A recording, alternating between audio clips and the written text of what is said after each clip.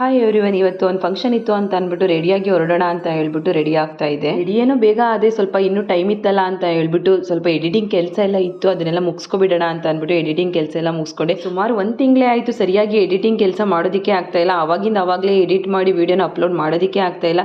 Starting ಒಂದು ಸಲ lazy ಮಾಡಿದೆ, ಒಂದು ವೀಕು ಅದೇ ಕಂಟಿನ್ಯೂ ಆಗ್ತಾ ಇದೆ. ಇನ್ಮೇಲಾದರೂ ಸರಿಯಾಗಿ ಎಡಿಟಿಂಗ್ ಮಾಡಿ ಅಪ್ಲೋಡ್ ಮಾಡೋಣ ಅಂದ್ಕೊಂಡಿದ್ದೀನಿ. ಹಾಗೆ ರೆಡಿಯಾಗಿ ಎಲ್ಲ ಆದಮೇಲೆ ಒಂದು ಫೋಟೋನಾದರೂ ತೆಗೆಸ್ಕೊಳ್ಳೋಣ ಅಂತ ಅಂದ್ಬಿಟ್ಟು ನಿಂತ್ಕೊಂಡೆ. ಬಟ್ ಫೋಟೋ ತೆಗೆಸ್ಕೊಳ್ಳೋದಕ್ಕೆ ಬಿಡ್ತಾ ಇರಲಿಲ್ಲ.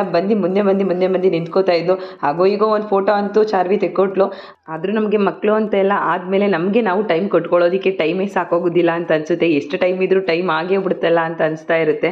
ಹಾಗೆ ಎಲ್ಲ ರೆಡಿಯಾಗಿ ಅಲ್ಲಿಂದ ಪೂಜೆಗೆ ಹೊರಟ್ವಿ. ಪೂಜೆ ಎಲ್ಲ ಮುಗಿಸ್ಕೊಂಡು ಬರೋಷ್ಟರಲ್ಲಿ ಸಂಜೆ ಆಯಿತು. ಮತ್ತು ಮೊನ್ನೆ ದಿನ ಕಾಳನ್ನ ಮೊಳಕೆ ಕಟ್ಟಿದ್ನಲ್ಲ, ಅದು ಚೆನ್ನಾಗಿ ಮೊಳಕೆ ಎಲ್ಲ ಬಂದಿತ್ತು. ಅದನ್ನು ಇವತ್ತೇನು ಮಾಡೋದು ಬೇಡ, ನಾಳೆ ಅಥವಾ ನಾಳಿದ್ದು ಮಾಡೋಣ ಅಂತ ಅಂದ್ಬಿಟ್ಟು ಬಾಕ್ಸ್ಗೆ ಎತ್ತಿಡೋಣ ಅಂತ ಅಂದ್ಬಿಟ್ಟು ಬಾಕ್ಸ್ಗೆ ಎತ್ತಿಡ್ತಾ ಇದ್ದೀನಿ.